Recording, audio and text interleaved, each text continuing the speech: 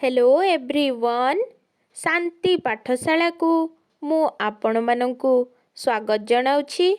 आजिकार एक नूतन वीडियो रे आमे आलोचना करिबा साधारणतंत्र दिवस उपलक्षे एक सुंदर हृदयस्पर्शी भाषण। जदि एबे पर्यंत आपण चैनल को सब्सक्राइब करि नाहंती तेबे चैनल को सब्सक्राइब करि नियंतु एवं पाखरे थिबा बेल आइकन को प्रेस करि दियंतु जहाद्वारा सर्वप्रथमे आपण वीडियोर नोटिफिकेशन पाई परिबे। तेबे चलतु आरंभ करिबा। सम्माननीय सभापति महोदय, पूज्य गुरुजी गुरुमा, विचारक मंडली, आमंत्रित अतिथिगण एवं मोर छोट बड़ भाई ओ भौणी माने, आजी हेउछि साधारणतंत्र दिवस। एही दिवस उपलक्षे मोते किछि कहिबार सुजोग मिलिथिबारु मु निजको धन्य मने करूअछि। आजिर जुग साधारण जनतार जुग। राजतंत्र आजी विलयमुखी। एक छत्रवाद आजी ध्वंसग्रस्त। आजिर जनता चाहे अबाध स्वाधीनता ओ मुक्ति।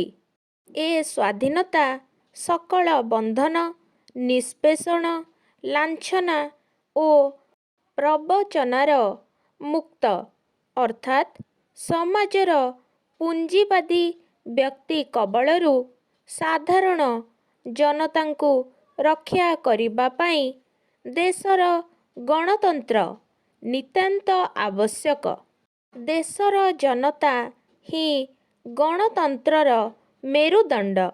सुतरां सेमानंक सुरक्षा ओ समृद्धिर दिवस रूपे प्रति वर्ष आम देशरे जानुआरी 26 तारिख दिन साधारणतंत्र दिवस बा जनराज्य दिवस रूपे पालित होई आसुछि।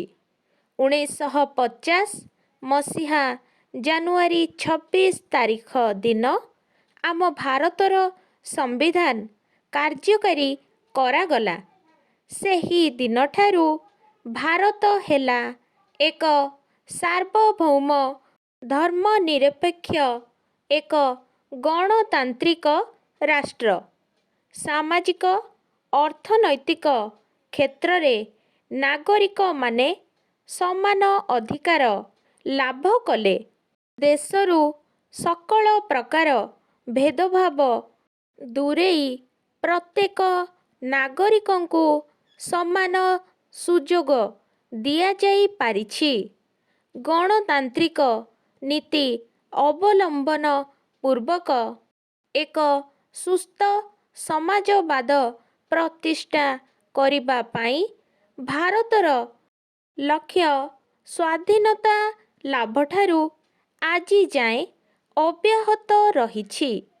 मानविक प्रीति ओ अहिंसा, न्याय ओ आदर्शरे अनुप्राणित होई लक्ष्य हासिल करिबा उक्त जातीय दिवसर तात्पर्य। समग्र देशरे एही दिवस महा समारोहरे पालित होई आसुछि। राजधानी दिल्ली ठारे राष्ट्रपति एवं राज्यर राजधानी मानंकरे राज्यपाल उक्त दिवसर शुभ मुहूर्त को स्मरणीय करिबा पाई जातीय पताका उत्तोलन पूर्वक अभिवादन ग्रहण करती। देशर संविधान प्रति श्रद्धा और सम्मान रखिबा आम समस्तंकर कर्तव्य। एही दिनरे आमे एकताबद्ध होई संकल्प नेइथाउ संविधानर नीति नियम मानि चलिबाकू।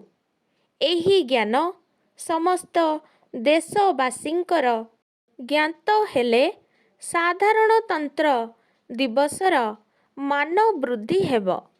ଦେଶର ପ୍ରଗତି ନିମିତ୍ତ ନୂତନ ବାର୍ତ୍ତା ପ୍ରଚାର କରି ଏହି ଜନନାୟକମାନେ ନାଗରିକମାନଙ୍କର ନିର୍ମଳ ଚରିତ୍ରବତ୍ତା ଓ କଠୋର କର୍ତ୍ତବ୍ୟନିଷ୍ଠା ଉପରେ ଗୁରୁତ୍ୱ ଆରୋପ କରନ୍ତି। ଏତିକି କହି ମୁଁ ମୋର ବକ୍ତବ୍ୟ ଶେଷ କରୁଛି। ଜୟ ହିନ୍ଦ। ଯଦି ଏହି ଭିଡ଼ିଓଟି ଆପଣଙ୍କୁ ଟିକେ ବି ଭଲ ଲାଗିଥାଏ ତେବେ ଲାଇକ୍, ସେୟାର ଏବଂ ସବସ୍କ୍ରାଇବ୍ କରିବାକୁ ଜମାରୁ ଭୁଲିବେନି। ଧନ୍ୟବାଦ।